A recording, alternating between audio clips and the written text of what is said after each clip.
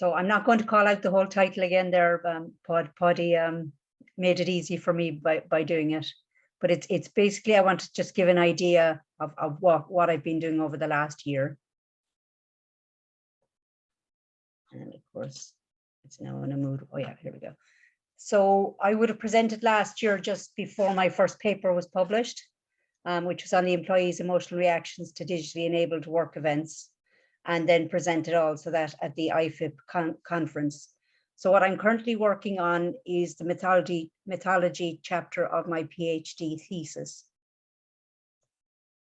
And I suppose the basics to start off, where I was starting off, is what was my research objective? And these were the questions I was kind of asking myself. What did I want to achieve? What was the purpose of the study? What was I passionate about? And I think that's very important, is you have to be passionate about the subject that you're researching.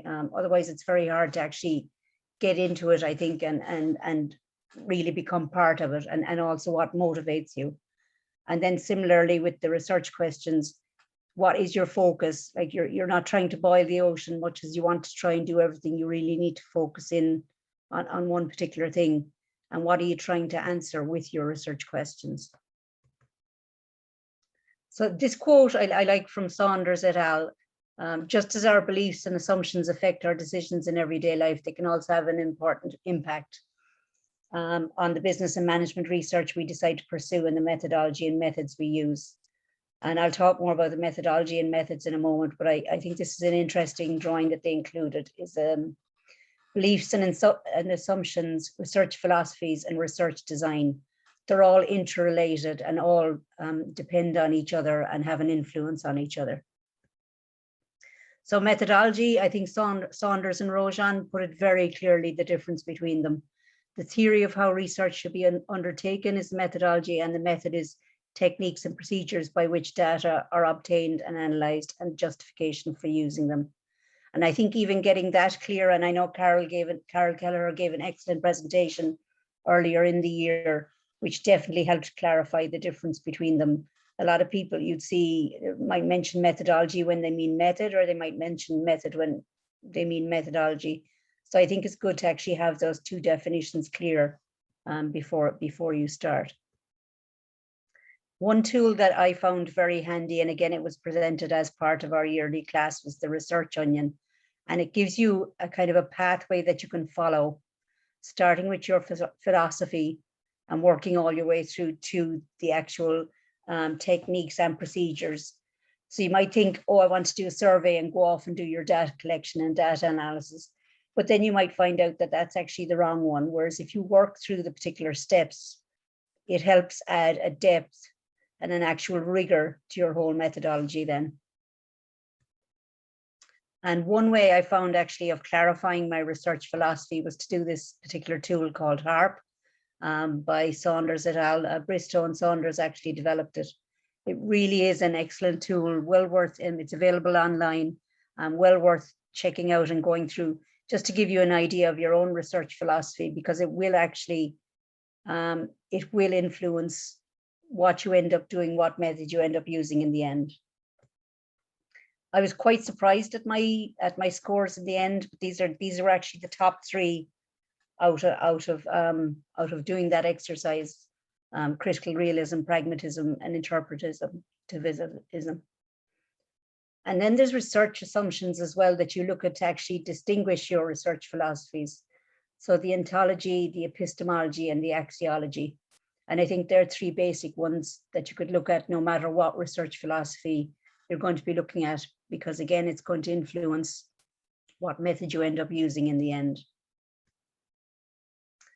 So in choosing a method, the approach I took was, what methods have others used? What are the strengths of those methods? What are the limitations of those methods? And could a combination work to overcome limitations? So there might be something you like out of one particular method and something else you like out of another method. So maybe the combination would actually overcome the limitations. So I started off with a literature review, searching for all papers using effective events theory, which the theory was introduced in my first paper. And not a lot of papers I found going through AIS. So I actually broadened outside then to look at Scopus and found a total of 250 papers, but took the last 4 years, giving me 118 papers. And then with the availability from both areas, I ended up with a total of 130 papers to review. Looking at those, I then analysed them for the methods. And as you can see, there's a large sampling of methods throughout the papers.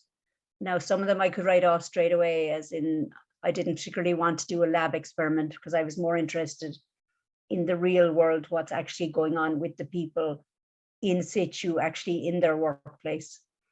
So 3 I picked out for further research were the survey questionnaire, the experience sampling / diary study, and semi-structured interviews. And I then looked at what was measured, how was it measured, the frequency, and the strengths and limitations. Also went outside the literature review just to look at different books, different papers, just on how those particular methods were used by different authors. I did a comparison of the method types, and it made it clear straight away that the survey questionnaire, while it's a one and done, it's easy going on the participant, but you didn't get a depth of detail in what was being recorded. So 2 that I did like were the experience sampling and the semi-structured interviews. And I put in then, is this a limitation? Okay, time consuming could be a limitation. So that would then lead to my decision of, okay, how often do I want to run it that it isn't time consuming for the participant? Because I think when we're talking about users, we also need to talk about them as participants, that you don't want to overburden them either and end up with negative results of whichever method you end up using. Just a brief description there of the methods. So experience sampling method acquires representative moments in a participant's life through self-report. And then what I liked about the semi-structured interviews, it actually gives you the opportunity to explore with the participant, to get into more detail. So you may actually find out things that wouldn't necessarily have been recorded at the time, but gives you more depth to the particular, in my case, work events is what I was interested in. So it gives you more depth and a better explanation maybe of around the work event that did cause the affective or emotional reaction. So this is the method I've chosen for further exploration, is a multi-method approach using the experience sampling method followed by a semi-structured interview. So why this? And I think it's a question my supervisors will ask me, why this one? And the reason I picked it for further exploration is it appears to meet the objective of my methodology chapter. I found papers where it's been successfully used, just noting 2 there, Clark et al. And Rothbard and Wilk. And it also adds rigor to your research if you can find a method that has been used before, as opposed to making up your own method. So standing on the shoulders of giants. So my next steps are going to is the exploration and justification for the method, creating the survey, recruiting participants, running the study, collecting the data, analysing it, and then my findings and conclusions, which hopefully then will lead to a second paper. I did learn a lot of lessons throughout the last year, and I think that's why I've put in the picture of both the onion and the iteration. So it's plan what you're going to do, be methodical, in other words, work through it step by step. Ask yourself, how does this help your research? There's no point in finding a fascinating topic, but if it has nothing whatsoever or has no direct relation to the topic you're researching, then it needs to be set aside. What am I trying to achieve from this research? Always keeping the objective in mind while I'm doing it. Iterate, be prepared to start over. And I have done that. I've looked at other methods and kind of worked through the steps and then come to the determination that, okay, that method won't work for me, which is why I go back, and the current one I'm on is looking at ESM. Learn from what doesn't work. You're not starting from scratch each time. Take the learnings from it. Take what could be a limitation, and that might actually be a strength in the method you do finally choose, and the next method you look at. And be patient. It does take time. There's a lot of reading and research, but I think it will definitely pay off in the end. For me, because it's part of my PhD thesis, it's going to determine what I'm doing over the next 3 to 4 years. So if I have this good solid foundation, then I can build the rest of the thesis on it.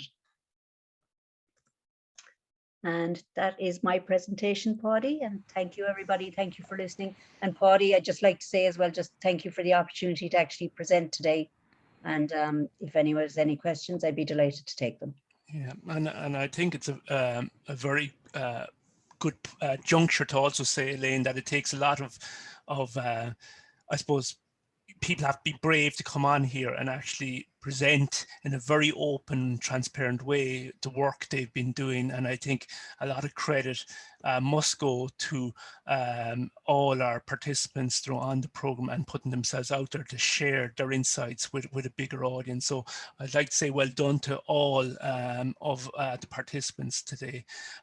Elaine, I'm going to pull you back a bit because I know you've a very interesting story. What's the motivation behind your research?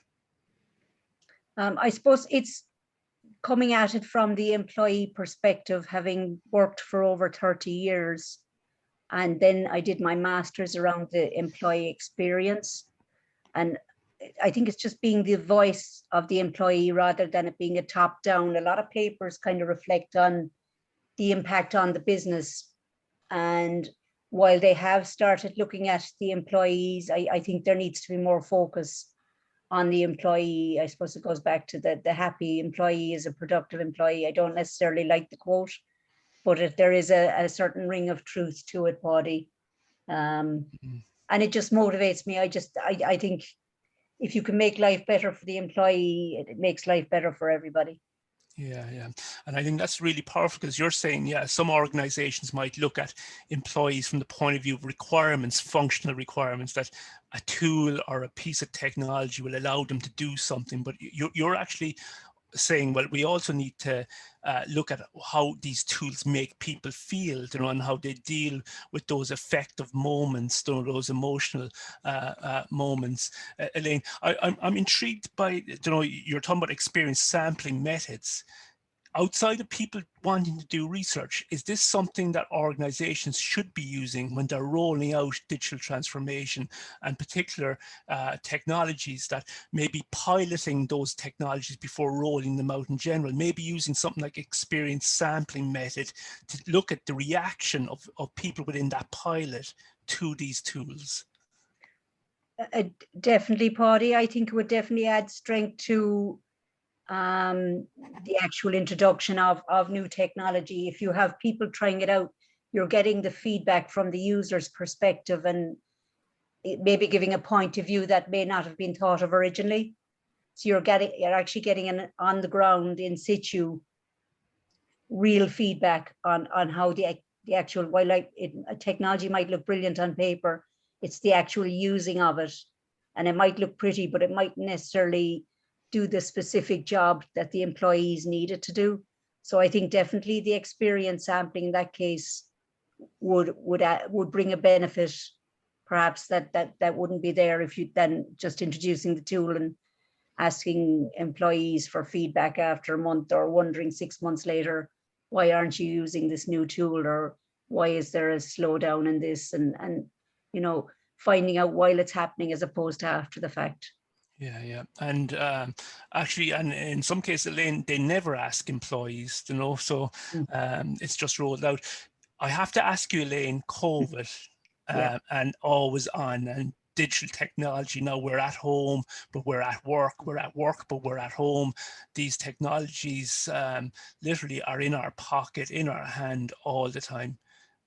Any comments on what COVID, and maybe you've concerns around, the way things are going as well, but what differences has COVID or might COVID make to how we work?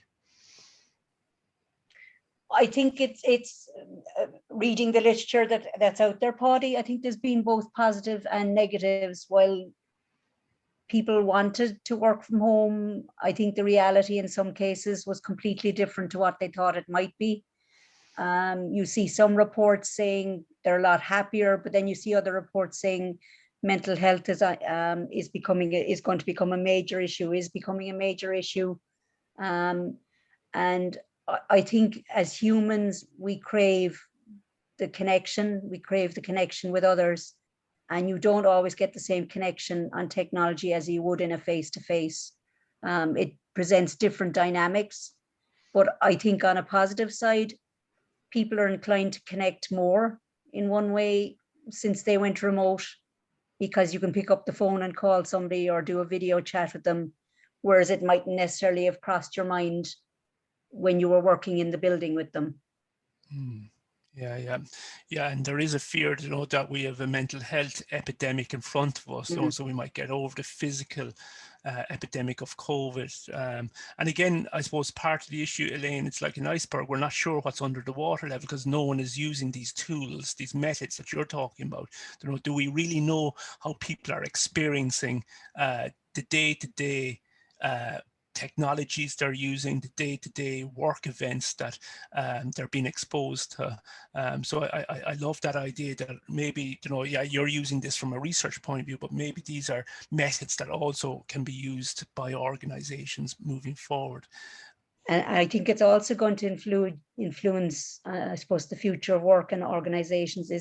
There is going to be that hybrid will be the expected and accepted form of working, of a blend of going to the office and working from home.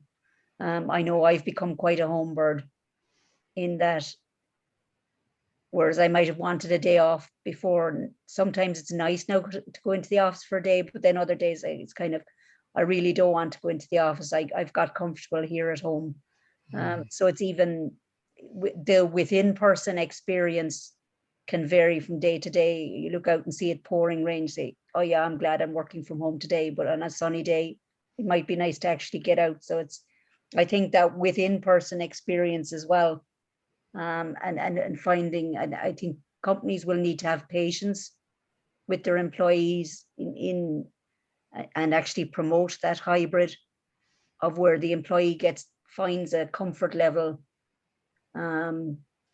between work and working remotely and working in the office. Yeah. And I really liked your first paper, Elaine, that calls out some of those really important factors, and I think if anyone is interested in this space, I think that's a paper that's well worth looking at. I think you identified maybe 6 or 7 key factors, look at a lot of the literature, in terms of that can really impact our emotional reactions to work events, especially digitally enabled work events. So that's maybe just a recommendation. And Elaine, again, if you want to share maybe contact details or whatever else in the chat there, feel free to do so. Elaine, thanks a million again. My pleasure. Thank you, Bobby. Yeah.